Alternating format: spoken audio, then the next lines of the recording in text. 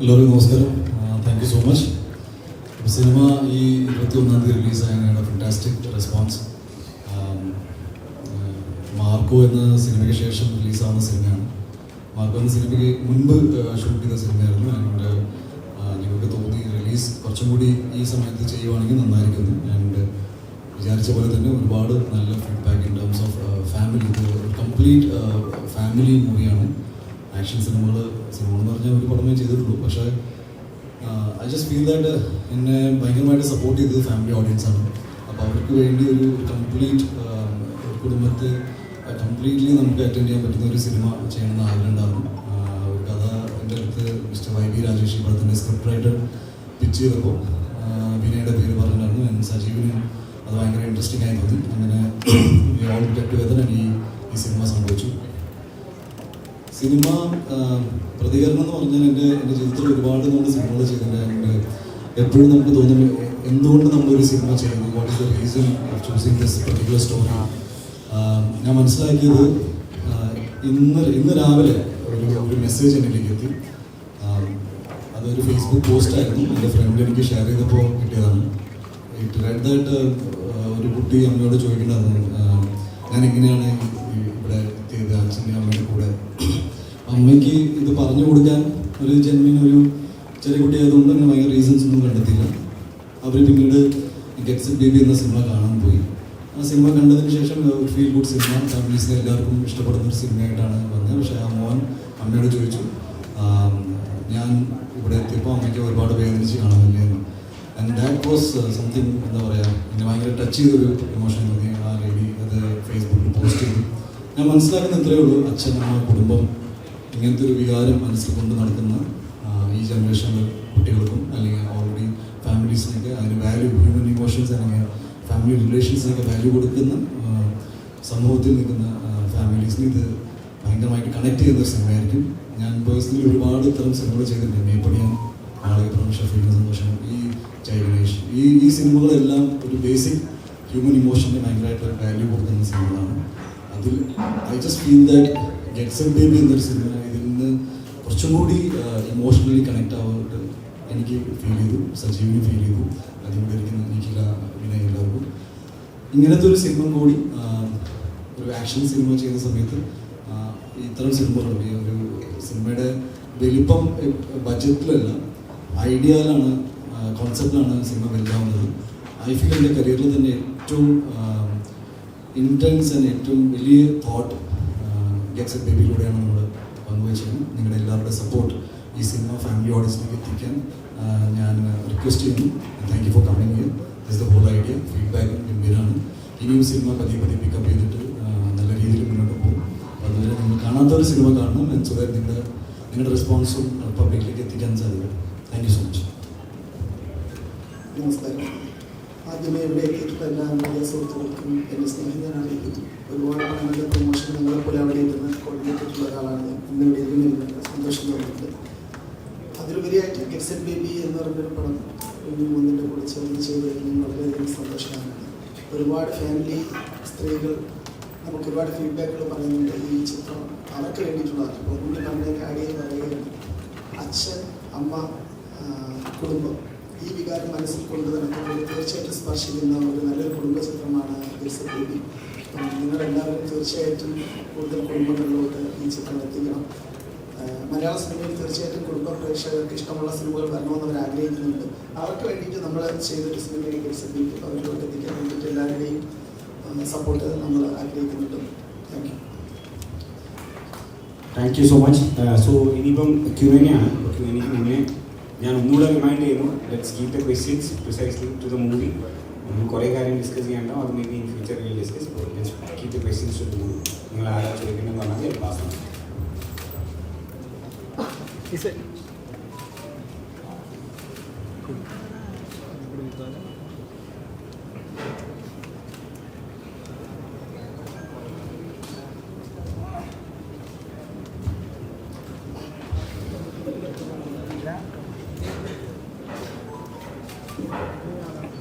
Hi sir, Get Set Baby എന്നുള്ളൊരു സിനിമയിലേക്ക് gets A baby എന്നുള്ളൊരു സിനിമയിലേക്ക് പർട്ടിക്കുലറായിട്ട് ഉണ്ണി മുകുന്ദനെയും നിഖില വിമലിനെയും കാസ്റ്റ് ചെയ്യാനുള്ള കാരണം ഒന്ന് പറയാമോ? നമ്മൾ ഈ സിനിമ എഴുതി തുടങ്ങിയ സമയത്ത് അല്ലെങ്കിൽ സ്ക്രിപ്റ്റ് റൈറ്റിംഗിന്റെ സ്റ്റേജിൽ ഇത് നമുക്കൊരു ആർട്ടിസ്റ്റിന് വേണ്ടി നമ്മൾ ആലോചിച്ചിട്ടുണ്ടായിരുന്നില്ല. ഇതിന്റെ ഫോർമാറ്റിംഗ് സ്റ്റേജിൽ ഒരു സമയത്ത് വൈദ്യ രാജേഷ് പുള്ളി ഉണ്ണിയെ കണ്ട് സംസാരിച്ചപ്പോൾ ഉണ്ണിക്ക് ഈ കഥ ഭയങ്കര എക്സൈറ്റിംഗ് ആയിട്ട് തോന്നിയെന്ന് പറഞ്ഞു. അപ്പോൾ ഇതിൻ്റെ ഒരു ഇമോഷണൽ കോർ മനസ്സിലാക്കുന്ന ഒരാൾ ഇഷ്ടപ്പെട്ടു എന്ന് പറഞ്ഞപ്പോൾ അത് തന്നെയായിരുന്നു ഞങ്ങൾക്ക് ഉണ്ണീൻ്റെ ഇതിൽ കാസ്റ്റ് ചെയ്യാൻ അല്ലെങ്കിൽ ഉണ്ണി ഇതിലേക്ക് സഹകരിക്കാൻ എന്ന് പറയുമ്പോൾ നമുക്ക് അതിനുണ്ടായ സന്തോഷമുണ്ടായിരുന്നു. പിന്നെ ഉണ്ണി നിഖിലയും എന്നുള്ള കോമ്പിനേഷൻ ഒരുപാട് ആൾക്കാർ പ്രതീക്ഷിച്ചിരുന്ന ഒരു കോമ്പിനേഷൻ ആയിരുന്നു. ഞാനിവരുടെ ഒന്നിച്ച് കാണുന്നത് ആദ്യമായിട്ട് ആക്ച്വലി വിഷ്ണു മോഹൻ്റെ ഒരു പടത്തിൻ്റെ പൂജയുടെ ഇടയിൽ വെച്ചിട്ടാണ് ഇവർ ഒന്നിച്ചെന്ന് സംസാരിക്കുന്ന ഒരു റീൽ വൈറലായിരുന്നു. പിന്നെ നിഖിലിനെ എനിക്ക് നേരത്തെ പരിചയം ഉണ്ടായിരുന്നു. അപ്പോൾ ഉണ്ണിക്ക് ശേഷം നിഖിലയോട് സംസാരിച്ചു. നിഖിലേക്ക് കഥ വർക്കൗട്ടായിരുന്നു. അങ്ങനെ രണ്ടുപേരും കാസ്റ്റ് ചെയ്തിട്ടുണ്ട്. ആദ്യമായിട്ട് ഇവർ രണ്ടുപേരോടും കഥ പറയുമ്പോഴുള്ള എക്സ്പീരിയൻസ് എന്ന് പറയാം. എന്തായിരുന്നു ഇവരുടെ മുഖഭാവങ്ങൾ, എന്തായിരുന്നു ഇവരുടെ റെസ്പോൺസ്? ഈ മുഖഭാവം അങ്ങനെ സ്പെസിഫിക് ആയിട്ട് ചോദിച്ചാൽ എനിക്ക് പറയാൻ പറ്റില്ല. പക്ഷെ ഈ സിനിമ സംസാരിക്കുന്ന ഒരു വിഷയം അത് വളരെ ഇമ്പോർട്ടൻ്റ് ആയിട്ട് നമ്മൾ സൊസൈറ്റിയിൽ സംസാരിക്കേണ്ട ഒരു കാര്യമാണ്. ഇവിടെ പ്രഗ്നൻസിനെ പറ്റിയിട്ടും IVF-നെ പറ്റിയിട്ടും സറോഗസിനെ പറ്റിയിട്ടും ഒരുപാട് ന്യൂസുകൾ അല്ലെങ്കിൽ ഒരുപാട് വാർത്ത സൃഷ്ടിക്കുന്ന ഇൻസിഡൻസ് നമ്മുടെ ചുറ്റും സംഭവിക്കുന്നുണ്ട്. ഇതിനെല്ലാം നമുക്ക് ഒരു രസച്ചരട് മുറിയാതെ നല്ല സ്വീറ്റ് ആയിട്ടുള്ളൊരു കഥയിലൂടെ ആൾക്കാരെ എൻഗേജിങ് ആയിട്ട് കണ്ടിരിക്കുക എന്നുള്ളൊരു ഏരിയയിലേക്ക് എത്തിക്കുക എന്നുള്ളത് തന്നെയാണ്. അപ്പോൾ അത് നമ്മൾ കഥ പറയുമ്പോഴും നമ്മൾ ഡിസ്കഷൻ നടക്കുമ്പോഴും എല്ലാം ഇവരെല്ലാം അതിൻ്റെ പാർട്ടായിരുന്നു. പുണ്ണിയുടെ സജഷൻസ് ഉണ്ടായിരുന്നു, നിഖിലയുടെ സജഷൻസ് ഉണ്ടായിരുന്നു. അങ്ങനെയാണ് ഈ സിനിമ ഇപ്പോൾ കാണുന്ന ഫുൾ ഫ്ലെജ്ഡ് ആയിട്ടുള്ള ഒരു എൻ്റർടൈനർ, ഒരു happy at the same time emotional ആയിട്ടുള്ള ഒരു സിനിമയായിട്ട് മാറിയത്. മുഖഭാവം ചോദിച്ചാൽ എനിക്കറിയില്ല. മാർക്കോ പോലെ പാൻ ഇന്ത്യയിലെ ശ്രദ്ധിച്ച ഒരു ചിത്രം ചെയ്തതിനു ശേഷമാണ് ഗെറ്റ്സ് എ ബേബിയിലേക്ക് വരുന്നത്. അപ്പൊ മാർക്കോ കണ്ടവർക്കറിയാം, ഉണ്ണിയുടെ സ്ക്രീൻ പ്രസൻസ് ഒക്കെ ഭയങ്കരമായിട്ട് അത്രയും വയലന്റ് ഒരു ചിത്രത്തിന് നമുക്ക് ഇയാളൊരു എന്താണ് ആക്ഷൻ ചെയ്യാൻ പെർഫെക്റ്റ് ആയിട്ടുള്ള ഒരു നടനാണെന്ന് തോന്നുന്ന അർത്ഥത്തിലേക്ക് തോന്നിയ ചിത്രമായിരുന്നു. അപ്പൊ അവിടെ നിന്ന് ഗെറ്റ്സ് എ ബേബിയിലേക്ക് വരാൻ നേരത്ത് ഭയങ്കര അത് കാണാൻ നേരത്ത് ഭയങ്കര ഇച്ചിരി കൂടെ ലവിങ് ആയിട്ടുള്ള വേറൊരു ഫേസും കാര്യങ്ങളൊക്കെയാണ്. ആ ഒരു യാത്ര എങ്ങനെയാണ്? ഇപ്പൊ അതിനു മുമ്പ് ഈ മാളികപ്പുറവും മേപ്പടിയാനൊക്കെ ഫാമിലി ചിത്രങ്ങൾ ചെയ്തൊരു നടനുമാണ്. അപ്പൊ പിന്നീട് ഒരു പീക്കിൽ നിന്ന് പിന്നീട് ആ ഫാമിലി സെറ്റപ്പിലേക്ക് വന്ന ഒരു യാത്ര അതാണ്. ബ്രദർ ആക്ച്വലി മാർക്കോ എന്ന സിനിമ ഷൂട്ടിന് മുന്നേ കംപ്ലീറ്റ് ചെയ്ത ഷൂട്ടിംഗ് നോക്കുകയാണെങ്കിൽ ഞാൻ ആദ്യം ഗെറ്റ്സ് എ ബേബിയാണ് ചെയ്തുകൊണ്ടിരിക്കുമ്പോൾ മാർക്കോയുടെ വർക്ക് നടക്കുന്നുണ്ടായിരുന്നു. മാർക്കോ പാൻ ഇന്ത്യൻ ഹിറ്റാക്കണം എന്ന് വിചാരിച്ചെടുത്ത സിനിമയല്ല, അതങ്ങനെ ആയി തീർന്നു. എനിക്ക് ഒരുപാട് സന്തോഷമുണ്ട്. എന്നെ സംബന്ധിച്ച് മാർക്കോ പോലത്തെ ഒരു സിനിമ ചെയ്യുമ്പോൾ ഞാൻ ഗെറ്റ്സ് എ ബേബി പോലത്തെ സിനിമ എന്ന് വെച്ചാൽ ഞാൻ ഒരുപാട് ഇഷ്ടപ്പെടുന്ന ഒരു സബ്ജക്റ്റാണ്. ഫാമിലി മൂവീസ് കഴിഞ്ഞ 5 വർഷമായിട്ട് റെഗുലറായിട്ട് ചെയ്യുന്നതുകൊണ്ട് എനിക്ക് തോന്നി ഞാനിനി ഒരു ആക്ഷൻ സിനിമ ചെയ്താൽ അത് ചിലപ്പോൾ വിജയിക്കും, അല്ലെങ്കിൽ ആൾക്കാർക്ക് ഇഷ്ടപ്പെടും. ബട്ട് എന്നെ സംബന്ധിച്ച് മൈ ഹാർട്ട് സബ്ജക്റ്റാണ്. മാർക്കോ വലിയൊരു ഹിറ്റാണ്, ഓൾ സെഡ് ആൻഡ് ഗുഡ്. പക്ഷേ ഒരു മൂവി എന്ന നിലയിൽ ഞാൻ കുറച്ചും കൂടി ഇമോഷണലി കണക്ട് ആവുന്നത് ഗെറ്റ്സ് എ ബേബി എന്ന സിനിമയുടെ കോർ എസൻസിലാണ്. ദാറ്റ് ഈസ് സജീവും പറഞ്ഞു, ഞാനും പറഞ്ഞു, വിനയും പറഞ്ഞിട്ട് ഞാൻ കുറച്ച് ഫാമിലി ഇമോഷൻസ് മനസ്സിൽ കൊണ്ട് നടക്കുന്ന ഒരാളാണ്. എനിക്ക് കണക്ട് ആവുന്ന കഥകൾ ഇപ്പോൾ വൈവി എൻ്റെ അടുത്ത് ഈ കഥ പറഞ്ഞപ്പോൾ ഈ പ്രായത്തിൽ ഏറ്റവും കൂടുതൽ ഞാൻ കേൾക്കുന്ന കാര്യങ്ങൾ കല്യാണത്തെക്കുറിച്ചും അതേപോലെ തന്നെ ഫാമിലി കാര്യങ്ങളെക്കുറിച്ച് കേൾക്കുമ്പോൾ നമുക്ക് പെട്ടെന്ന് അത് ഓക്കെ ഇതിലൊരു സിനിമ ഉണ്ടല്ലോ. ഈ സിനിമ ബേസിക്കലി ഡിസ്കസ് ചെയ്യുന്നത് ആഫ്റ്റർ മാരേജ് ഒരു കപ്പിൾ ഫേസ് ചെയ്യുന്ന ഏറ്റവും ബുദ്ധിമുട്ടുള്ളൊരു സാഹചര്യം എന്താണെന്ന് വെച്ചാൽ കുട്ടികൾ വിശേഷം എന്താണെന്ന് ചോദിക്കുമ്പോൾ കുട്ടികളും ഫാമിലിയെ കുറിച്ചാണ്. അങ്ങനെ ആ ഒരു സിറ്റുവേഷനിലേക്ക് എത്തിപ്പെടാൻ പറ്റാത്ത കപ്പിൾസിൻ്റെ ലൈഫിൽ ഉണ്ടാകുന്ന പ്രശ്നങ്ങൾ, ആ പ്രശ്നങ്ങൾ എങ്ങനെ സൊസൈറ്റി അതിൽ ഇൻഫ്ലുവൻസ് ചെയ്യുന്നു, ഈ ഒരു സ്ത്രീയുടെ സൈഡിൽ നിന്നും ഒരു പുരുഷൻ്റെ ഭാഗത്തു നിന്നും ഉണ്ടാകുന്ന അവർക്ക് രണ്ടുപേർക്കും ഉണ്ടാകുന്ന മെൻ്റൽ സ്ട്രഗിൾ, സൈക്കോളജിക്കൽ പ്രശ്നങ്ങൾ, ഫാമിലീസിന് അതെങ്ങനെ ഹാൻഡിൽ ചെയ്യാൻ പറ്റും, ഇത്രയും ഭയങ്കര പക്വതയുള്ളൊരു സബ്ജക്റ്റാണ് ഗെറ്റ്സ് എ ബേബി.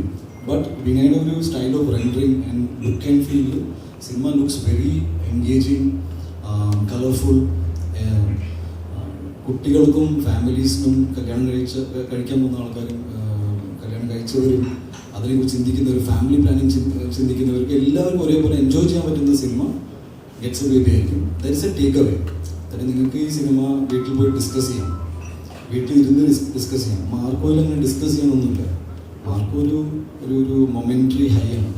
എൻ്റർലൈൻ അടിക്കില്ല. തിയേറ്ററിൽ ഇരിക്കുമ്പോൾ നിങ്ങൾക്ക്, എനിക്ക് അതാണ് തോന്നിയത്. ഞാൻ ആ സിനിമ കണ്ടപ്പോൾ എനിക്ക് വാവും.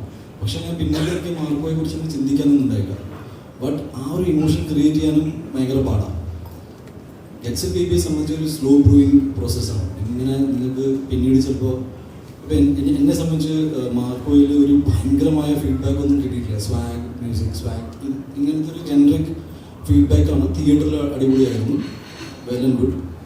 പക്ഷെ ഞാൻ ആദ്യം സംസാരിച്ചപ്പോൾ എനിക്ക് ഒരു കൊച്ചു കുഞ്ഞ് അമ്മയോട് ചോദിക്കുകയാണ്, അമ്മ ഞാൻ ജനിച്ചപ്പോൾ അമ്മയ്ക്ക് ഒരുപാട് വേദനിച്ചു എന്ന് ഉള്ളൊരു ചോദ്യം. ആ അമ്മയുടെയും മകൻ്റെയും റിലേഷൻഷിപ്പിന് വേറെ തലത്തിലേക്ക് ഈ സിനിമ കൊണ്ടുപോകും. ഈ സിനിമ കൊണ്ട് സംഭവിച്ചൊരു നല്ല കാര്യം എന്ന് എനിക്ക് വേണമെങ്കിൽ പറയാം, which will stay in my memory.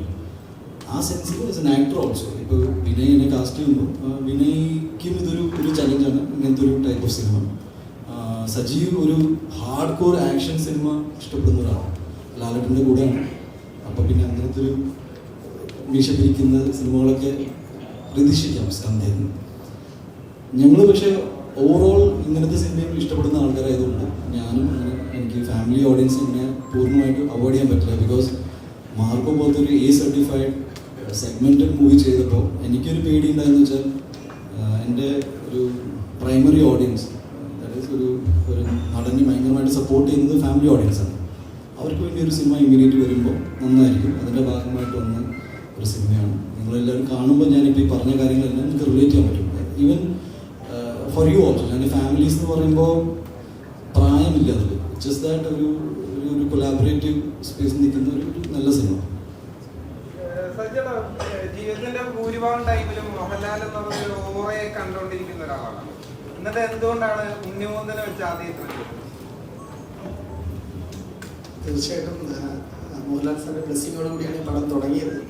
പിന്നെ ഉണ്ണിമൂന്നൻ എൻ്റെ ഏറ്റവും അടുത്ത സുഹൃത്തും പിന്നെ ഉണ്ണിയുടെ 12-13 വർഷമായിട്ട് അറിയാവുന്ന ആളാണ്. ഉണ്ണിയുടെ ഒരുപാട് സ്വപ്നങ്ങൾ ഞാൻ കേട്ടിട്ടുണ്ട്. എൻ്റെ ഒരുപാട് സ്വപ്നങ്ങൾ ഉണ്ണി കേട്ടിട്ടുണ്ട്. അതിനൊരു പടം ചെയ്തതിൽ തെറ്റില്ല തോന്നി. ലാൽ സാറിൻ്റെ അനുഗ്രഹത്തോടുകൂടി ഞാൻ ഉണ്ണിമൂന്നനൊരു പടം ചെയ്തു. തീർച്ചയായിട്ടും ഇനി അങ്ങനെയുള്ള കാര്യങ്ങൾ സംഭവിക്കട്ടെ.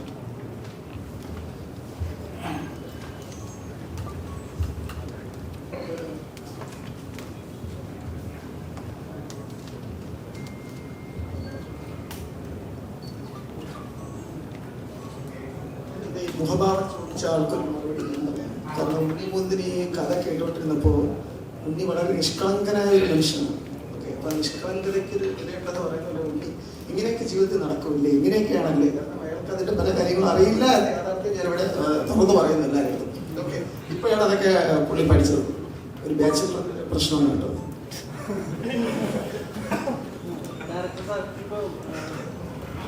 നിഖില ചേച്ചി,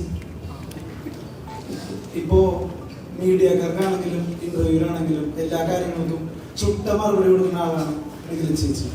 അപ്പോൾ നിഖില ചേച്ചി മാരീഡ് അല്ല, സിംഗിൾ ആണെന്ന് വിചാരിക്കുന്നു. അപ്പോൾ മാരീഡ് അല്ലാത്ത ഒരാളോട് ഒരു പ്രായം കഴിഞ്ഞു കഴിഞ്ഞാൽ എല്ലാവരും ചോദിക്കുന്ന ഒരു ചോദ്യമാണ്, കല്യാണം കഴിക്കുന്നില്ലേ? ഉണ്ണിച്ചേട്ടനടക്കം അത് ഇടക്ക് നേരിടാറുള്ളതാണ് ഇന്റർവ്യൂസിലടക്കം. അപ്പോൾ അങ്ങനെ ഒരാൾക്ക് നിഖില ചേച്ചി എന്ത് മറുപടി കൊടുക്കും? അപ്പോ നിഖില ചേച്ചി ആസ് ആൻ ആക്ട്രസ് ഇത്രത്തോളം വളരെ തഗ്ഗായിട്ട് അങ്ങനെ ഒരു മറുപടി കൊടുക്കാം. പക്ഷെ സമൂഹത്തിൽ ഒരുപാട് പെൺകുട്ടികൾ ഞാൻ ചോദിച്ച പോയിന്റ് വേറെ. ശരിക്കും പറയണ മറുപടിയാണ്. എനിക്ക് താല്പര്യമില്ല, ഞാൻ ആരോടും പറയില്ല കല്യാണം കഴിക്കണ്ടെന്നോ കല്യാണം കഴിച്ച അങ്ങനെ ആയിരുന്നു പറയും. എനിക്ക് ഇപ്പൊ ചെയ്യാൻ താല്പര്യമില്ല എന്ന് മാത്രമേ പറയാറുള്ളൂ. അപ്പോൾ എൻ്റെ ഒരു ചോദ്യം എന്താണെന്ന് വെച്ച് കഴിഞ്ഞാൽ, ഇപ്പോൾ അങ്ങനെ ഒരുപാട് പേര് ആ ട്രോമ അനുഭവിക്കുന്നുണ്ടാവും ഇങ്ങനെയുള്ള ചോദ്യങ്ങളിൽ ഒരുപാട് ആൾക്കാർ. അപ്പൊ അങ്ങനെയുള്ള ആൾക്കാർക്കൊക്കെ ഒരുപാട് റിലേറ്റ് ചെയ്യാൻ പറ്റുന്ന ഒരു സിനിമയായിരിക്കും ഗെറ്റ് സെറ്റ് ബേബി.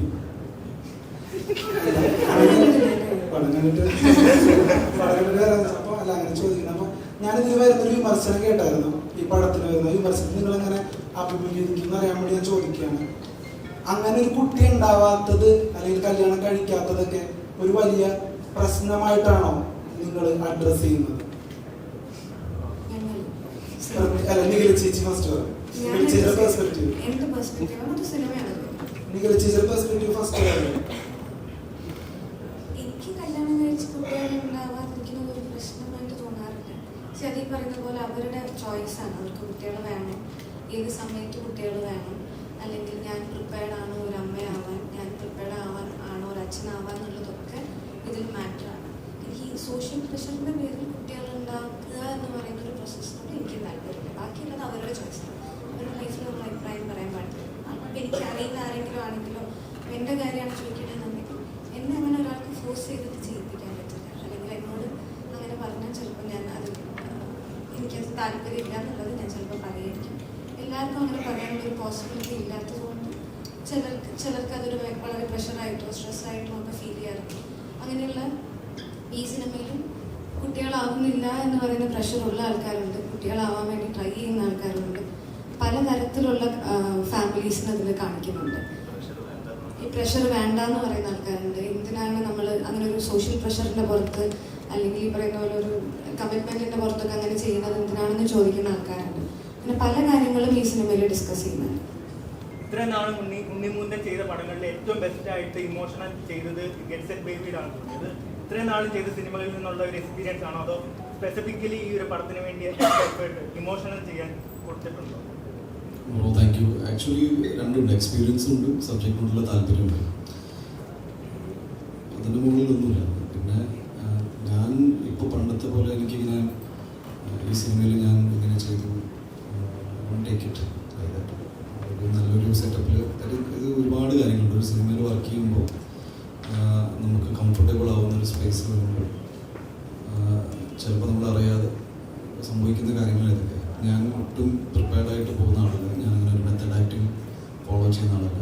എൻ്റെ കംഫേർട്ടിൽ എനിക്ക് എന്നെ വിട്ട് കഴിഞ്ഞാൽ ഐ തിങ്ക് ഈ പറഞ്ഞ പോലെ നിങ്ങൾക്ക് തോന്നുന്ന it is good bad ugly സ്പേസിലേക്ക് പോകും. എന്നെ സംബന്ധിച്ച് കഥയാണ് ഇമ്പോർട്ടൻറ്റ്, സിനിമയാണ് ഇമ്പോർട്ടൻറ്റ്.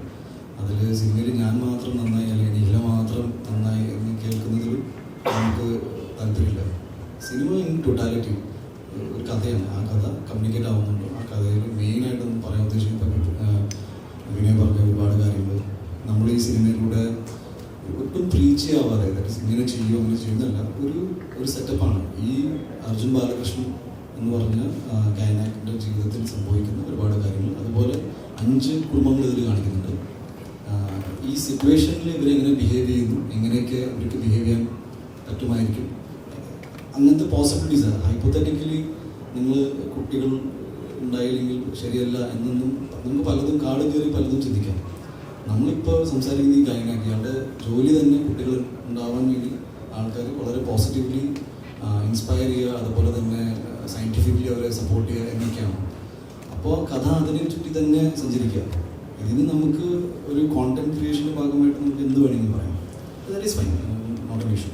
എന്നെ സംബന്ധിച്ച് ഒരു സിനിമയിൽ മാക്സിമം നന്നായിട്ട് പെർഫോം ചെയ്താൽ ആസ് എൻ ആക്ടർ എനിക്ക് നിലനിൽക്കാൻ സാധിക്കുമെന്ന് ഞാൻ വിശ്വസിക്കുന്നത്. അപ്പോൾ ഇത്തരം സിനിമകളിൽ പോസിബിലിറ്റീസ് കുറച്ച് കൂടുതലാണ്.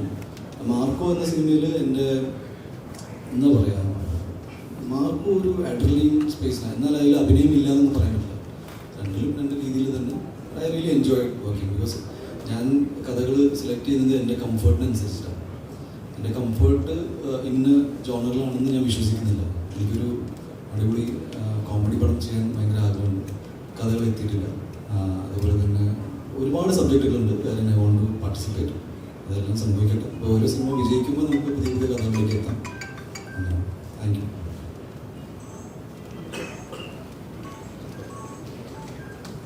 മലയാള സിനിമയും താരങ്ങളെ കുറിച്ചുള്ള സബ്ജക്റ്റ് ഒക്കെ ഭയങ്കരമായി ചർച്ച ചെയ്തുകൊണ്ടിരിക്കുന്ന ഒരു കാലഘട്ടത്തിലാണല്ലോ നമ്മളിപ്പോൾ സംസാരിച്ചുകൊണ്ടിരിക്കുന്നത്. യഥാർത്ഥത്തിൽ താരങ്ങൾ അമിത പ്രതിഫലം വാങ്ങുന്നുണ്ടോ? എന്താണ് അതിന്റെ ഒരു പെർസ്പെക്റ്റീവ്? ഞാൻ വിചാരിച്ചത് ഞാൻ അത്രയും മേടിക്കുന്നില്ല. എൻ്റെ ആഗ്രഹങ്ങൾ ഒരുപാടുണ്ട്. എൻ്റെ അവസ്ഥ അല്ല, ബേസിക്കലി ഇപ്പം അതോടനുബന്ധിച്ച് ഇപ്പം ഒരു പ്രൊഡ്യൂസർ, ഇപ്പം നമുക്കറിയാം മാർക്കോ പോലത്തെ ഒരു ചിത്രം മലയാളത്തിന് സമ്മാനിച്ച ഒരു പ്രൊഡ്യൂസറും കൂടെയാണ്. ഇപ്പം എന്താണ് താരങ്ങള് യഥാർത്ഥത്തിൽ സിനിമ പ്രൊഡ്യൂസ് ചെയ്യാൻ നേരത്ത് കൂടുതലും അതിന്റെ ക്രാഫ്റ്റിനായിരിക്കും കൂടുതലും തൂക്കം കൊടുക്കുന്നത്. ഇപ്പൊ മാർക്കോ നമുക്ക് കണ്ടാൽ അറിയാം, അതിന്റെ സ്റ്റെയർ കേസ് സീനൊക്കെ ഒരുപാട് ടൈം സ്പെൻഡ് ചെയ്തിട്ടായിരിക്കും, ഇല്ലെങ്കിൽ അങ്ങനത്തെ പല സംഗതികൾക്കും ഈ ഡിഫൻഡറൊക്കെ ഒരുപാട് ഡിഫൻഡർ കാര്യങ്ങളൊക്കെ കൊണ്ടുവരാൻ നേരത്ത് അതിന് ആ സിനിമ അറിയുന്ന ഒരു നടൻ അർത്ഥത്തിൽ അതിനകത്ത് അത്രയ്ക്ക് ഇൻവെസ്റ്റ് ചെയ്യാൻ വേണ്ടി താല്പര്യപ്പെടും. മീൻസ് അതിന്റെ ഒരു ഔട്ട്ലുക്ക് ഏറ്റവും മനോഹരമാകണമെന്ന് മാത്രമായിരിക്കും ആ നടൻ ആഗ്രഹിക്കുന്നത്. അപ്പൊ പിന്നീട് ഈ ചർച്ചകളിൽ പറയുന്നത് താരങ്ങൾ സിനിമ നിർമ്മിക്കുന്നത് പോലും അതിനെക്കുറിച്ച് പോലും ചർച്ച വരുന്നുണ്ട്. അപ്പൊ അങ്ങനത്തെ സംഗതിയൊക്കെ ഒരു പ്രൊഡ്യൂസർ എന്ന അർത്ഥത്തിലും കൂടെ എങ്ങനെയാണ് നോക്കി കണ്ടത്? പ്രൊഡ്യൂസർ ഞാൻ ഭയങ്കര റീസണബിളാണ്. ഞാൻ നല്ല സിനിമകൾ ചെയ്യാൻ ആഗ്രഹിച്ചു എന്നൊരു പ്രൊഡ്യൂസറാണ്. എൻ്റെ പൈസ, എൻ്റെ ഇഷ്ടത്തിന് സിനിമ എടുക്കണമെന്നാണ് അതിൻ്റെ ഒരു റൈറ്റ്. പിന്നെ ആ പൈസ കൊണ്ട് ഞാൻ എന്ത് ചെയ്താലും ആരും എന്നെ ചോദ്യം ചോദിക്കാൻ പാടില്ല എന്നാണ് എൻ്റെ ഒരു ബേസിക് മാന്യത. പ്രൊഡ്യൂസ് ചെയ്ത സിനിമകളൊക്കെ നല്ലതാണെന്നാണ് എൻ്റെ വിശ്വാസം. എനിക്കങ്ങനെ എൻ്റെ നഷ്ടവും പ്രോഫിറ്റും അങ്ങനെ ആരോടും ഡിസ്കസ് ചെയ്യേണ്ട കാര്യം പോലും ഇല്ല. എന്നാലും നമ്മൾ പറയുന്നു, നമ്മൾ ഒരു നടനോട് പടം പ്രൊഡ്യൂസ് ചെയ്യാൻ പാടില്ല എന്നോ, അതെൻ്റെ അവകാശങ്ങളാണ്. എൻ്റെ കുറച്ച് അവകാശങ്ങളുണ്ട്. ഞാൻ നടനും പ്രൊഡ്യൂസറും അതല്ല എൻ്റെ മാത്രമല്ല, എല്ലാവർക്കും. അതിനത് I don't go with the statement. അത് ഫെയർ അല്ല. ബിക്കോസ് ഒരു ഫ്രീ സ്പേസ് ആണ്. അത് 0 ബഡ്ജറ്റിലും സിനിമ ചെയ്യാം. നിഖിലയുടെ ഒരു പെർസ്പെക്റ്റീവ് എന്താണ്? ഈ താരങ്ങൾ പ്രതിഫലം യഥാർത്ഥത്തിൽ കുറയ്ക്കേണ്ടതുണ്ടോ? ഫീമെയിൽ പെർസ്പെക്റ്റീവ് എന്ന് പറയുകയാണെങ്കിൽ ഞങ്ങൾക്ക് അത്രയും ശമ്പളം കിട്ടുന്നില്ല. അതുകൊണ്ട് ഞങ്ങൾ ഇനി കുറയ്ക്കുമ്പോൾ ഞങ്ങൾക്ക് ഒന്നും ഉണ്ടാവില്ല. അതുകൊണ്ട് ഞങ്ങളുടെ സൈഡിൽ നിന്നല്ലോ പറയുന്നത്. പറഞ്ഞതുപോലെ അവരുള്ള അസോസിയേഷൻ അങ്ങനെ ഒരു തീരുമാനം എടുക്കുന്നതോ അല്ലെങ്കിൽ അവരുടെ ഇടയിൽ അവർ ചർച്ച നടത്തിയിട്ട് ഇങ്ങനെയുള്ള കാര്യങ്ങൾ ഡിസ്കസ് ചെയ്തിട്ട് അതിൻ്റെ ഒരു എൻഡ് റിസൾട്ട് വന്നു കഴിയുമ്പോഴാണല്ലോ ഞാൻ അതിനെപ്പറ്റി സംസാരിക്കാൻ താല്പര്യപ്പെടുന്നത്. അവരുടെ ചർച്ച നടക്കുന്ന സ്പേസിൽ നമുക്ക് അറിയാത്തൊരു കാര്യത്തിനെ പറ്റി ഞാൻ സംസാരിക്കരുതെന്നാണ് എൻ്റെ ജനറലി ഉള്ളൊരു, എനിക്ക് അത്രയും ഡീറ്റെയിലിംഗ് അറിയില്ല. അവരുടെ ശരിക്കും നടക്കുന്ന പ്രശ്നങ്ങൾ എന്താണെന്നുള്ളതും അല്ലെങ്കിൽ എന്തുകൊണ്ടാണ് ഇത് പറയുന്നത് എന്നുള്ളതിനെ പറ്റിയിട്ട് എനിക്ക് അത്രയും ധാരണയില്ലാത്തതുകൊണ്ട് എനിക്ക് വെറുതെ അതിനെപ്പറ്റി പറയുന്നതിൽ നല്ലത് അതിൻ്റെ എൻഡ് റിസൾട്ട് എന്താണെന്ന് പറഞ്ഞിട്ട് സംസാരിക്കാൻ പറ്റും. സിനിമ പ്രൊഡ്യൂസ് ചെയ്യാനൊന്നും പ്ലാനില്ല? പൈസ കിട്ടില്ല. ഇല്ല, എനിക്ക് പ്രൊഡക്ഷൻ ഇഷ്ടമാണ്. പ്രൊഡക്ഷൻ ചെയ്യാൻ താല്പര്യമുണ്ട്. അതിപ്പം എങ്ങനെയാണെന്നുള്ളത് ഞാൻ ആലോചിച്ചിട്ടില്ല. പ്രൊഡ്യൂസ് ചെയ്യുകയാണോ അല്ലെങ്കിൽ വേറെ എന്തെങ്കിലും പ്രൊഡക്ഷൻ സൈഡിൽ വർക്ക് ചെയ്യണോ എന്നുള്ളത് ഞാൻ ആലോചിച്ചിട്ടില്ല. പക്ഷെ എനിക്ക് പഠിക്കണം എന്ന് ഭയങ്കര ഇഷ്ടമുള്ള കാര്യം. മാർക്ക് ഇറങ്ങിയപ്പോൾ തിയേറ്ററിൽ ഒരുപാട് സീൻ കട്ടായിട്ട് കട്ടായിട്ട് അപ്പൊ അതിൽ കഷ്ടപ്പെട്ട് ഷൂട്ട് ചെയ്താണോ? അപ്പൊ കത്തേക്ക് എന്തെങ്കിലും വിഷമം. ഈ കഥ പറയുന്നത് കുട്ടികൾ ഉണ്ടാക്കാത്തവർക്ക് വേണ്ടിയിട്ടുള്ള സംഭവം മാത്രമല്ല. ഇത് പല ആൾക്കാരും പറഞ്ഞു, അതിൻ്റെ പേരെടുത്ത് പറയാൻ ആഗ്രഹിക്കുന്നില്ല.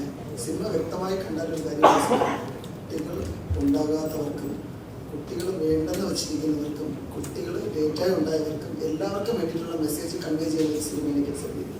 ആ സിനിമ കാണാതെ പല കാര്യങ്ങളും പറയുമ്പോഴാണ് ഇങ്ങനെയുള്ള വ്യാഖ്യാനങ്ങൾ എത്തുന്നത്. അപ്പോൾ നിങ്ങൾ സിനിമ കണ്ടു നോക്കും. അപ്പോൾ നിങ്ങൾ എന്നിട്ട് നമ്മളോട് പറയും എന്താണ് ഈ സിനിമയിൽ പറയുന്നത്. കുട്ടികൾ ഉണ്ടാകാത്തവർക്ക് കുട്ടികൾ എങ്ങനെ ഉണ്ടാക്കാം എന്ന് പറയുന്ന ഒരു സിനിമ ഉണ്ടാക്കി. ഓക്കെ, അതെല്ലാവരും നോട്ട് ചെയ്യേണ്ട ഒരു കാര്യമാണ്. Thank you. സജീവൻ പുതിയൊരു പ്രൊഡ്യൂസറാണ്. ഇങ്ങനത്തെ ഒരു സാഹചര്യത്തിൽ പടം പ്രൊഡ്യൂസ് ചെയ്ത് എന്തിനും എന്തായിരുന്നാലും മുടക്കിയ പൈസക്കുള്ള കളർ നിങ്ങൾ കണ്ടു എന്ന് പറഞ്ഞാൽ സന്തോഷം, ഭയങ്കര സന്തോഷം. കാരണം ഈ പടം എന്താ പറയുക, ഒരു ഫാമിലി പടത്തിന് ഈ ഇടയ്ക്ക് ഒരിക്കലും ഇത്ര കളർഫുള്ളായിട്ട് മലയാള സിനിമയിൽ ഒരു ഫാമിലി പടം ആരും പറഞ്ഞിട്ടുണ്ടാവില്ല. അത് നിങ്ങൾ കണ്ടാൽ മനസ്സിലായി. ഇതിലെ പാട്ടുകളാണെങ്കിലും ഒരുപാട് ചോദ്യങ്ങൾ, ഇപ്പോൾ ഇതിൻ്റെ ബാക്ക്ഗ്രൗണ്ട് സ്കോർ ആണെങ്കിലും നമുക്ക് ഒരുപാട് സാംസ്കാരിക അപ്രീസിയേഷൻ കിട്ടുന്നതാണ്. പിന്നെ പുള്ളിയുടെ കരിയർ ബെസ്റ്റ് പെർഫോമൻസ് ആണ്. നിഖിലയെ സംബന്ധിച്ചിടത്തോളം ആണെങ്കിൽ നിഖിലയുടെ ഏറ്റവും ബെസ്റ്റ് പെർഫോമൻസ് ആണ്. അപ്പം ഇതൊക്കെ എന്താ പറയുക, ഇങ്ങനെയുള്ള പടങ്ങൾ ചർച്ചയായിരുന്നാലേ ഇനിയും കുടുംബ പ്രേക്ഷകർക്ക് വേണ്ടിയിട്ടുള്ള ഒരുപാട് സിനിമകൾ മലയാളത്തിൽ ഉണ്ടാകത്തുള്ളൂ അല്ലേ. അപ്പം ഒരു പ്രത്യേക സബ്ജക്റ്റിൽ മാത്രം ക്ലോസ് ചെയ്തിട്ട് ആരും ഇതിനെ, അതേ എനിക്ക് പറയാനുണ്ട്. അത് ഒരു പുതിയ പ്രൊഡ്യൂസർ എന്ന രീതിയിൽ പറയണം. മലയാള സിനിമയിൽ ഇത്രയും കാര്യങ്ങൾ പറയാമല്ലോ. സിനിമ കൂടുതൽ ജനങ്ങളിലോട്ട് എത്തിയാൽ മാത്രമേ നിങ്ങൾക്കും ഇവിടെ സ്പേസ് ഉണ്ടാകത്തുള്ളൂ. ഞാനും ഇനി അടുത്ത സിനിമയുടെ സമയത്ത് നിങ്ങളുടെ അവിടെ വന്നിരുന്ന് സംസാരിക്കേണ്ടതാണ് ഒരു മാസത്തിന്. ഓക്കെ, അപ്പം നിങ്ങൾ അതിനുള്ള ഒരു വേദി എല്ലാ സിനിമയ്ക്കും ഒരുക്കി കൊടുക്കുക. പ്രൊഡ്യൂസർ സാർ, ഞാനങ്ങനെ ഒരു വിമർശനം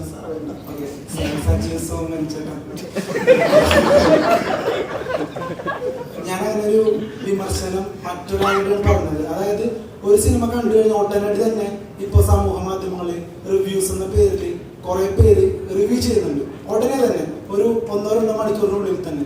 അപ്പോൾ ഇവരുടെ ഒരു അഭിപ്രായം കേൾക്കാൻ ഒരു വലിയ ഓഡിയൻസ് ഉണ്ട്. അപ്പോൾ അത്തരത്തില് ഒരു പ്രമുഖ റിവ്യൂവർ ഈ സിനിമയെ കുറിച്ച് പറഞ്ഞ റിവ്യൂവിൽ ഇങ്ങനൊരു വിമർശനം കണ്ടു. ശരിക്കും ആ വിമർശനം ആ റിവ്യൂവർക്ക് ഒരുപാട് വ്യൂസ് ഒക്കെ കിട്ടുന്നത്.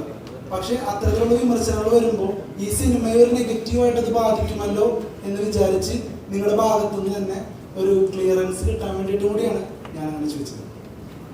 ഓക്കെ, അത് കുഴപ്പമില്ല. അത് പറഞ്ഞൊരു ഉണ്ണി നേരത്തെ പറഞ്ഞൊരു വളരെ പ്രസക്തമായിട്ടുള്ള വാക്യമുണ്ട്. അച്ഛൻ, അമ്മ, കുടുംബം, ഈ ഒരു വികാരം കൊണ്ട് നടക്കുന്ന എല്ലാവരെയും സ്പർശിക്കുന്ന ഒരു ചിത്രമാണ്. ഇതാണ് അതിനുള്ള ഉത്തരം. അതുള്ളവർക്ക് ഈ പടം വർക്കാവും. ഇപ്പൊ ഞാൻ 38 വയസ്സാണ്. ഇന്നും ഈ സമയത്ത് ഞാൻ ലാൽസാറിനോട് നല്ല തിരക്കിലൂടെ കാര്യങ്ങൾ ഓടി നടക്കുമ്പോൾ എൻ്റെ അച്ഛനും അമ്മയും എന്നെ ഒരു 8 മണി കഴിഞ്ഞ് വിളിക്കുമ്പോൾ എനിക്കൊരു സന്തോഷമാണ്. അപ്പൊ അവരുള്ളപ്പോഴേ എനിക്ക് അവരുടെ ഒരു വാല്യൂ അറിയാൻ പറ്റും. അപ്പൊ ആ വികാരം കൊണ്ട് നടക്കുന്ന എല്ലാവർക്കും, അത് കേരളത്തിലുള്ള എല്ലാ മലയാളികൾക്കും, ബാക്കിയുള്ളവരെ എനിക്ക് പറയാൻ പറ്റില്ല. എനിക്ക് അങ്ങനെയുള്ളവരുടെ ഫീലിംഗ് എനിക്കുള്ളൂ. ഉത്തരം ക്ലിയർ ആണെന്ന് പ്രതീക്ഷിക്കുന്നു. അല്ല, അപ്പൊ ഇത്തരത്തിലുള്ള പ്രമുഖ റിവ്യൂവേഴ്സ് ഇപ്പൊ ശകുനം മുടക്കി എന്നൊക്കെ പറഞ്ഞ പോലെ പ്രേക്ഷകരെ മുടക്കി എന്ന് തോന്നുന്നുണ്ടോ? അല്ല, അങ്ങനെയല്ല. അവർക്ക് ആർക്ക് വേണോ അവരുടെ അഭിപ്രായം പറയാനുള്ള വേദിയുണ്ട്. ഇപ്പൊ ഞാൻ ഒരു സിനിമ കണ്ടു കഴിഞ്ഞാൽ ഞാൻ നാട്ടുകാരുടെ അടുത്ത് പോയിട്ട് അവരുടെ എങ്ങനെയുണ്ടെന്ന് ചോദിക്കാറില്ല. എനിക്ക് ഏറ്റവും വിശ്വസ്തരായിട്ടുള്ള ആൾക്കാരുടെ അടുത്ത് എങ്ങനെയുണ്ടെന്ന് ചോദിക്കും. ഇപ്പൊ എൻ്റെ ഫ്രണ്ട് എൻ്റെ അടുത്ത് ചോദിച്ചാൽ ഞാൻ പറയും എന്താണ്, എടാ എനിക്കത് വർക്കായി, നീ പോയി കണ്ടു നോക്കുക എന്നേ പറയുന്നത്. അതാണ് എൻ്റെ മാന്യത. അല്ലെ, എല്ലാവർക്കും അവരുടെ സ്പേസ് കൊടുക്കുന്നതാണ് അതിൻ്റെ റെസ്പെക്ട്. മ്യൂച്വൽ റെസ്പെക്ട് എന്ന് പറയുന്നത് എല്ലാ ഫീൽഡിലുള്ളതാണ്. അതാണ് എൻ്റെ ഉത്തരം. ഇതൊരു വിവാദമാക്കാൻ പറഞ്ഞാൽ ആർക്കും എന്ത് വേണോ പറയാനുള്ള സ്പേസ് കേരളത്തിലുണ്ട്. അത് എങ്ങനെ എടുക്കണമെന്നുള്ളത് നിങ്ങളുടെ യുക്തിയും ബുദ്ധിയുമാണ്. ഓക്കെ, ഉണ്ണിമുകുന്ദൻ പണ്ടും ഇന്നും കഴിഞ്ഞ ഇടയ്ക്ക് പോലും അതായത് പെട്ടെന്ന് ഒരു വിമർശനം അല്ലെങ്കിൽ പ്രകോപിതനാകുന്ന അങ്ങനത്തെ ഒരു ക്യാരക്ടറായിട്ട് തോന്നിയിട്ടുണ്ട്. പല സമയത്തും പലപ്പോഴും നമ്മൾ പ്രതീക്ഷിക്കാതെ ഉണ്ണി മനസ്സുകൊണ്ട് വിചാരിക്കാത്ത കാര്യമായിരിക്കും പുറത്തേക്ക് വരുന്നത്. പക്ഷെ അത് സമൂഹ മാധ്യമങ്ങളിലൊക്കെ ഭയങ്കരമായിട്ട് വൈറലാകുകയും അതിനെ തുടർന്ന് പ്രശ്നങ്ങളും വിവാദങ്ങളും ഒക്കെ വരാറുണ്ട്. അപ്പൊ ഈ വിവാദങ്ങളൊക്കെ ഒരു പരിധിവരെ സിനിമകളെ ബാധിക്കുന്നുണ്ടോ, അല്ലെങ്കിൽ അങ്ങനെ എന്തെങ്കിലും തോന്നുന്നുണ്ടോ? വിമർശനങ്ങൾ പേടിയാണോ? നമുക്ക് പേഴ്സണൽ ചോദ്യമാണ്. പേടിയുണ്ടെന്ന് പറഞ്ഞാലും പ്രശ്നം, പേടിയില്ല എന്ന് പറഞ്ഞാലും പ്രശ്നം. സസ്പെൻസ് ആയിട്ട് കിട്ടും. പേടി ഉള്ളത് കൊണ്ടായിരിക്കും. കഴിഞ്ഞ ദിവസം ഒരു വീഡിയോ ഭയങ്കരമായിട്ട് വൈറലായിരുന്നു. ആ വീഡിയോ ശരിക്കും ഉണ്ണിമുകുന്ദന്റെ കമ്പനി റിമൂവ് ചെയ്യിപ്പിച്ചെന്ന് പറഞ്ഞു. ബ്രദറിന് അങ്ങനെ തോന്നുകയാണ് എനിക്ക് പേടിയുണ്ടെങ്കിൽ പേടിയില്ല. ബ്രദറിന് തോന്നുന്നു പേടിയില്ല എന്ന് വെച്ചാൽ എനിക്ക് പേടിയില്ല. Okay, next question.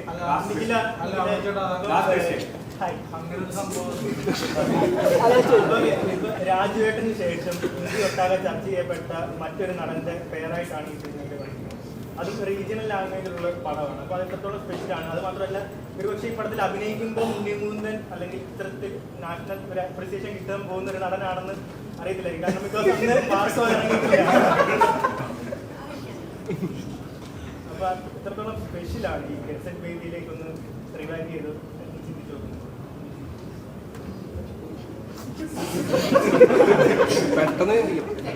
ബേബി ഞാൻ പറഞ്ഞ പോലെ എനിക്ക് സ്പെഷ്യലാണ്. ബിക്കോസ് പിന്നെ ഗോവിന്ദനോട് തൊട്ട് മുന്നേ ഒരു പടം ചെയ്യാനിരുന്നതായിരുന്നു. അപ്പോൾ ആ സിനിമ കഴിഞ്ഞിട്ടാണ് ഈ സിനിമ ആ സിനിമ ചെയ്യാൻ പറ്റിയില്ല. അത് കഴിഞ്ഞാണ് ഈ സിനിമ ചെയ്യുന്നത്. ഉണ്ണിയുടെ കൂടെയും ഈ പറയുന്നത് പോലെ ഒരുപാട് സിനിമകൾക്കുള്ള ഓഫേഴ്സ് വരുന്നുണ്ടായിരുന്നു. നമുക്കിപ്പം ചിലത് ചെയ്യാൻ പറ്റാറില്ല, ചിലത് ഡേറ്റ്സ് എന്തെങ്കിലും പ്രശ്നമായിരിക്കും, ചിലത് എന്തെങ്കിലുമൊക്കെ സാഹചര്യം കാരണം അത് മാറിപ്പോകാറില്ല. ഫസ്റ്റ് ടൈമാണ് അങ്ങനെ ഒരു സിനിമ വന്ന് എല്ലാം കറക്റ്റായിട്ട് വന്നത്. സോ അങ്ങനെ ചെയ്തപ്പോൾ സന്തോഷമുള്ള കാര്യമാണ്. കാരണം അന്ന് അറിയില്ലായിരുന്നു. ഞങ്ങൾ സിനിമ ചെയ്യുന്ന സമയത്ത് മാർക്കോ അത് കഴിഞ്ഞാണ് ഷൂട്ട് ചെയ്തത്. അപ്പോൾ അതിന് വേണ്ടി പ്രിപ്പയർ ചെയ്യുന്നതും കാര്യങ്ങളും ഒക്കെ ഞങ്ങൾ കണ്ടിട്ടുണ്ട്. അപ്പോഴും ഉണ്ണി മാർക്കോ എന്ന് പറഞ്ഞ സിനിമയിൽ വളരെ എക്സൈറ്റഡ് ആണെന്ന് നമുക്കറിയാം. അതിൻ്റെ ഒരു റിസൾട്ട് ഉണ്ടായി കണ്ടു. ആ റിസൾട്ട് ഈ സിനിമയ്ക്ക് ഉണ്ടാകുമെന്ന് പറയുന്നത് സന്തോഷം.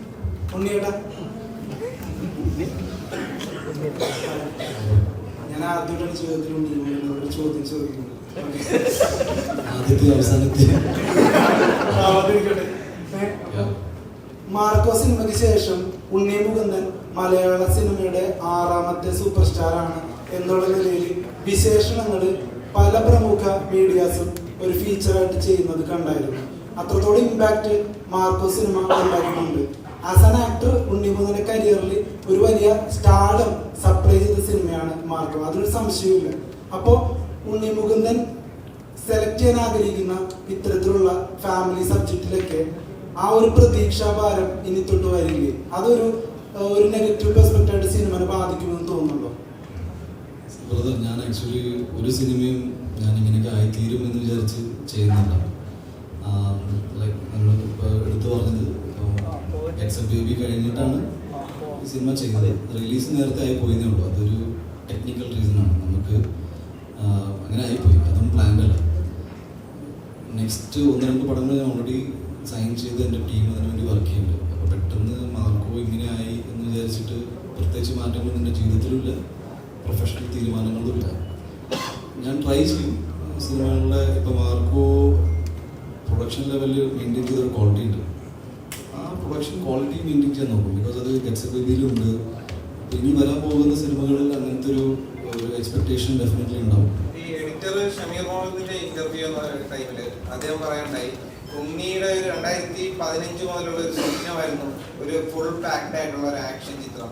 അത് മാർക്കോയിൽ വന്ന് സംഭവിക്കുകയും അതൊരു പാനലിൽ ശ്രദ്ധിക്കപ്പെടുകയും ചെയ്യുന്ന സാഹചര്യത്തിലാണ് നമ്മളിപ്പോൾ സംസാരിച്ചുകൊണ്ടിരിക്കുന്നത്. പിന്നീട് വെച്ചാൽ അത്തരത്തിലുള്ള സിനിമാ സ്വപ്നങ്ങൾ ഇനിയും ഉണ്ടോ? ഞാൻ ഡെയിലി സ്വപ്നം കാണാറുണ്ട്. സ്വപ്നങ്ങളുണ്ട് ബ്രോ. എന്താണെന്ന് വെച്ചാൽ സ്വപ്നങ്ങളില്ലെങ്കിൽ സിനിമാക്കാരില്ല എന്നാണ് ഞാൻ വിശ്വസിക്കുന്നത്. ആ ഓരോ സ്വപ്നങ്ങൾ കാണുമ്പോഴാണ് ഓരോ സിനിമ സംഭവിക്കുന്നത്. ഐ തിങ്ക് വിനയ്ക്ക് ഒരുപാട് സ്വപ്നങ്ങളുണ്ട്, നിഖിലേക്കുണ്ട്, എനിക്കുണ്ട്, സജീവനുണ്ട്, അത് നിങ്ങൾക്ക് എല്ലാവർക്കും ഉണ്ട്. ഷമീർ എൻ്റെ വളരെ അടുത്ത സുഹൃത്താണ്. അവന് എൻ്റെ സിനിമ സ്വപ്നങ്ങളൊക്കെ ഏറെക്കുറെ അറിയാം. സോ അതിലേക്കൊക്കെ നമുക്ക് എത്തിപ്പെടാൻ പറ്റുന്നത് വലിയ കാര്യം. Thank you. പിന്നെ താരം എന്ന് പറയുന്ന ചിത്രം ബേസിക്കലി ഇപ്പൊ നിലവില് പ്രൊജക്റ്റ് ഓൺ ആണ്. താരത്തിന്റെ ഞാൻ കുറെ ഇന്റർവ്യൂവിൽ പറഞ്ഞതാണ്. ഇത് ഈ പറഞ്ഞ നമുക്കതില് അതിൽ കുറെ പെർമിറ്റേഷൻ കോമ്പിനേഷൻ സാധനങ്ങൾ ഒന്നിച്ച് വരണം. Technicians, artist, location permission, climate, ഇതൊക്കെ ഒന്നിച്ച് വന്നാൽ ഡെഫിനറ്റ്ലി സംഭവിക്കും.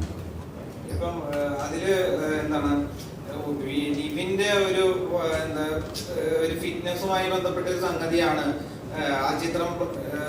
അത് ഫിറ്റ്നസ് ഞാൻ പറഞ്ഞു, ഇത്രയും സാധനങ്ങൾ ഒരുമിച്ച് വന്ന് പെടുന്ന ഒരു അവസ്ഥയിലേ നടക്കുള്ളൂ. അപ്പൊ ഇതിനു മുന്നേ നമ്മൾ ശ്രമിച്ചപ്പോൾ അദ്ദേഹത്തിന്റെ പ്രീവിയസ് കമ്മിറ്റ്മെന്റ്സ് കാരണം അദ്ദേഹത്തിന് നമുക്ക് വേണ്ടുന്ന ഒരു ഫിസിക്കൽ അപ്പിയറൻസിലേക്ക് എത്താൻ പറ്റില്ല. അപ്പൊ അത് നമ്മൾ കൂട്ടായി എടുത്തൊരു തീരുമാനമാണ്. അങ്ങനെ ഒരു സാഹചര്യത്തിലായിരുന്നല്ലോ എന്ന് ഒരു ജസ്റ്റ് ഒരു കരക്കമ്പി ഉണ്ടായിരുന്നു. അപ്പം ആ സാഹചര്യത്തിൽ നമ്മൾ തന്നെ പറഞ്ഞു. ഞാനും ലിവിനും പല ഇന്റർവ്യൂകളിലും പറഞ്ഞില്ല, ഞാൻ മാത്രമല്ല ലിവിനും ഞാനും പല ഇന്റർവ്യൂവിലും പറഞ്ഞിട്ടുണ്ട്. അതൊരു വലിയ എന്റർടൈനർ പടമാണ്. പാട്ട്, ഡാൻസ്, അങ്ങനെ ആഘോഷമായിട്ട് ലിവിനെ കൊണ്ട് ഫ്ലെക്സിബിൾ ആയ നിവിൻ പോളിയെ കൊണ്ട് ഒരു നോ ലിമിറ്റ്സ് ലിവിൻ പോളി ഉണ്ടെങ്കിൽ ഇപ്പൊ ഒരു ചുള്ളനായിട്ട് നിൽക്കുന്ന ഒരു ഇമേജസ് ആണല്ലോ. ചുള്ളനായി വരുന്നു, നമുക്ക് ഇച്ചിരി ചുള്ളനായി ഈ ബാക്കി പറഞ്ഞ സാധനങ്ങൾ കൂടി ഒന്നിച്ച് വന്നു വീണ് കഴിഞ്ഞാൽ സംഭവിക്കും.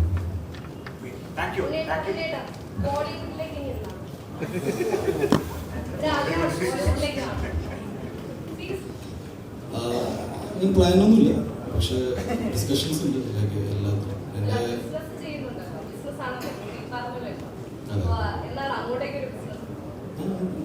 എൻ്റെതായ സമയം തീരുമാനിക്കും. ഇപ്പോൾ കുറച്ച് സിനിമകൾ ചെയ്യാൻ ബാക്കിയുണ്ട്. അത് ഫിനിഷ് ചെയ്തെങ്കിലും ഡെഫിനറ്റ്ലി ഹിന്ദി സിനിമയിൽ ഉദ്ദേശിക്കുന്നത് ചെയ്തു.